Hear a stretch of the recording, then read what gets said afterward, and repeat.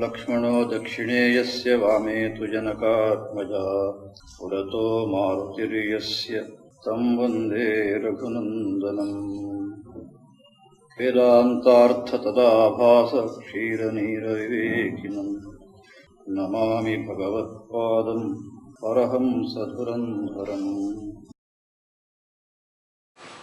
ಭಾದ್ರಪದ ಶುದ್ಧ ಚತುರ್ಥಿಯ ಇವತ್ತು ಪರಮಸೂಕ್ಷ್ಮವಾದ ಆತ್ಮತತ್ವವನ್ನು ನಾವು ಕಂಡುಕೊಳ್ಳೋದಕ್ಕೆ ಯಾವ ಒಂದು ಮಾರ್ಗವನ್ನು ಉಪನಿಷತ್ತುಗಳು ಜ್ಞಾನಿಗಳು ತೋರಿಸಿದ್ದಾರೋ ಅಂಥ ಮಾರ್ಗಗಳ ಪೈಕಿ ಒಂದನ್ನು, ಅದರ ಒಂದು ಭಾಗವನ್ನು ಇವತ್ತು ನೋಡೋಣ. ಕಠೋಪನಿಷತ್ತು ಯಮನಚಿಕೇತ ಸಂವಾದ ರೂಪದಲ್ಲಿದೆ. ಯಮ ನಚಿಕೇತನ ಪ್ರಶ್ನೆಗೆ ಉತ್ತರವನ್ನು ಕೊಡ್ತಾ ಸಾವಿನ ಆಚೆಗೆ ಇರತಕ್ಕ ತತ್ವದ ಕುರಿತಾಗಿ ಕೇಳಿದ್ದಕ್ಕೆ ಅದರ ಒಂದು ಸ್ವರೂಪ ಇದನ್ನು ತಿಳಿಸ್ತಾ ಆ ಸ್ವರೂಪವನ್ನು ಕಂಡುಕೊಳ್ಳುವುದು ಹೇಗೆ ಎಂದು ಕೂಡ ಮಾರ್ಗವನ್ನು ತೋರಿಸ್ತಾರೆ. ಆ ಸಂದರ್ಭದಲ್ಲಿ ಯಮನ ಉಪದೇಶ ಹೇಗಿದೆ: ಇಂದ್ರಿಯೇಭ್ಯ ಪರಾಹ್ಯರ್ಥ ಅರ್ಥೇಭ್ಯಶ್ಚ ಪರಂ ಮನಃ ಮನಸಸ್ತು ಪರಾ ಬುದ್ಧಿ ಬುದ್ಧೇರಾತ್ಮ ಮಹಾನ್ ಪರ. ಇದು ನಚಿಕೇತರಿಗೆ ತೋರಿಸ್ತಕ್ಕಂಥ ದಾರಿ. ಯಾವ ಸ್ಥೂಲವಾದ ಇಂದ್ರಿಯಗಳಿದ್ದಾವೋ ಆ ಇಂದ್ರಿಯಗಳಿಗಿಂತ ಸೂಕ್ಷ್ಮವಾದದ್ದು, ಅದಕ್ಕೆ ಕಾರಣವಾದಂತಹ ಅರ್ಥಗಳು ಅದಕ್ಕಿಂತ ಸೂಕ್ಷ್ಮವಾದದ್ದು, ಅದಕ್ಕೆ ಕಾರಣವಾದಂತಹ ಮನಸ್ಸು, ಆ ಮನಸ್ಸಿಗಿಂತಲೂ ಅತಿ ಸೂಕ್ಷ್ಮವಾದ ಬುದ್ಧಿ, ಬುದ್ಧಿಗೂ ಕಾರಣವಾದಂತಹದ್ದು ಹಿರಣ್ಯಗರ್ಭ ತತ್ವ, ಅದು ಪರಮ ಸೂಕ್ಷ್ಮವಾಗಿರ್ತಕ್ಕಂಥದ್ದು ಅಂತ ಈ ಮಂತ್ರದ ಒಂದು ಸಾರ. ಅಲ್ಲಿ ಭಗವತ್ಪಾದರು ಭಾಷ್ಯವನ್ನು ಬರೀತಾ ಸ್ಥೂಲಾರಿತಾವ ಇಂದ್ರಿಯಾಣಿ ಅಂತ ಆರಂಭ ಮಾಡ್ತಾರೆ.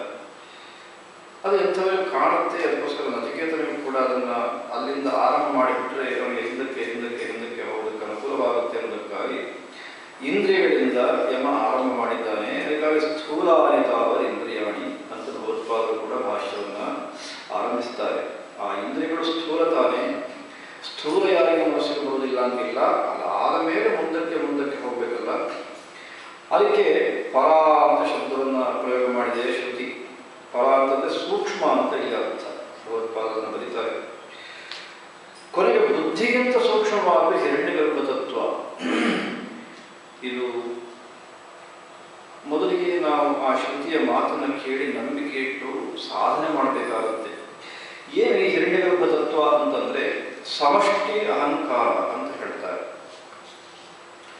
ಅಂದ್ರೆ ಈ ಪ್ರಪಂಚದಲ್ಲಿ ಎಷ್ಟು ಜೀವಿಗಳಿದ್ದಾರೋ ಅಷ್ಟು ಜೀವಿಗಳು ಈ ನಾನು ಅಂತ ಹೇಳ್ತಾರಲ್ಲ, ಈ ನಾನುಗೆ ಕಾರಣವಾದಂತಹ ಒಂದು ವಸ್ತು ಅದು ಸಮಷ್ಟಿ ಅಹಂಕಾರ.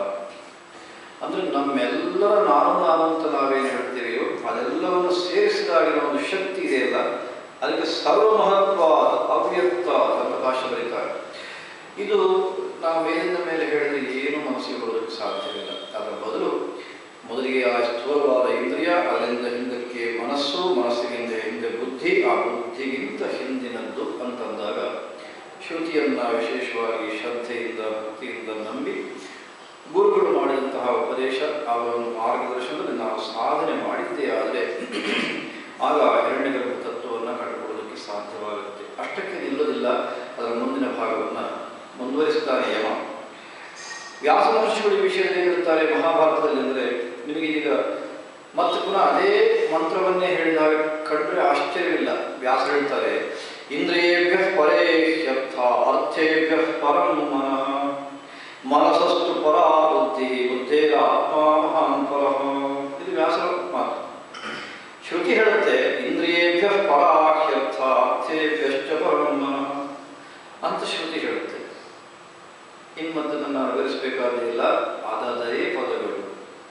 ಸ್ವಲ್ಪ ಹಿಂದೆ ಮುಂದೆ ಮಾಡಿದ್ದಾರೆ ಆ ಲಿಂಗ, ಅದಕ್ಕೆ ಅನುಗುಣವಾಗಿ ವ್ಯಾಸ ಮಹರ್ಷಿಗಳು ಅಲ್ಲಿ ಶಬ್ದಗಳನ್ನು ಜೋಡಿಸಿದ್ದಾರೆ. ಅಷ್ಟು ಬಿಟ್ಟರೆ ಮತ್ತೆಲ್ಲ ಅದೇ ಶಬ್ದಗಳು. ಹಾಗಾಗಿ ಅರ್ಥವೂ ಕೂಡ ಅದೇ ಅನ್ನೋದು ನಮ್ಮ ಸಂದೇಹ ಇರಲಿಕ್ಕೆ ಸಾಧ್ಯವಿಲ್ಲ. ಭಗವತ್ಪಾದ ಶಂಕರರು ಉಪದೇಶ ಸಾಹಸಿಯಲ್ಲಿ ಇದೇ ಮಾರ್ಗವನ್ನು ಅನುಸರಿಸಿ ಆ ಮಹಾವಾಕ್ಯದಲ್ಲಿ ಹೇಳುವಂತಹ ಈ ಪರತತ್ವ, ಪರಮಸೂಕ್ಷ್ಮವಾದ ಈ ಒಂದು ಆನಂದ ಸ್ವರೂಪ, ಅದನ್ನು ಕಂಡುಕೊಳ್ಳೋದಕ್ಕೆ ಒಂದು ಪ್ರಕರಣವನ್ನೇ ಮೀಸಲಾಗಿಟ್ಟರು.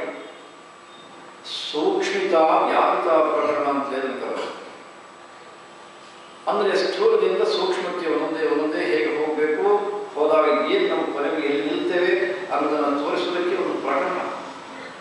ಅಲ್ಲಿ ಭಗವತ್ಪಾದ ಶಂಕರರು ಪಂಚಭೂತಗಳಿಂದ ಆರಂಭ ಮಾಡ್ತಾರೆ. ಇಲ್ಲಿ ಇಂದ್ರಿಯಗಳಿಂದ ನಮಗೆ ಹೇಳ್ತಾ ಇದ್ದಾರೆ ಉಪನಿಷತ್ತಲ್ಲಿ. ಮತ್ತು ವ್ಯಾಸರು ಭಗವತ್ಪಾದ ಶಂಕರರು ಪೃಥ್ವಿ ಎಂಬುದಾದಂತಹ ಪಂಚಭೂತಗಳಿಂದ ಆರಂಭ ಮಾಡಿ ಕೊನೆಗೂ ಕೂಡ ಆ ಸೂಕ್ಷ್ಮದಲ್ಲಿ ನಮ್ಮನ್ನು ತೋಡು ಹೋಗಿ ನಿಲ್ಲಿಸುತ್ತಾರೆ. ಇದರ ಬುದ್ಧಿಗಿಂತ ಸೂಕ್ಷ್ಮವಾದಂತಹ ಆ ಹಿರಣ್ಯಗರ್ಭ ತತ್ವ ಇನ್ನು ಅಲ್ಲೇ ಇರಬೇಕೆ, ಅದಕ್ಕಿಂತ ಹಿಂದೆ ಏನಾದರೂ ಇದೆ ನಾಳೆ. ಹರ ನಮಃ ಪಾರ್ವತೀ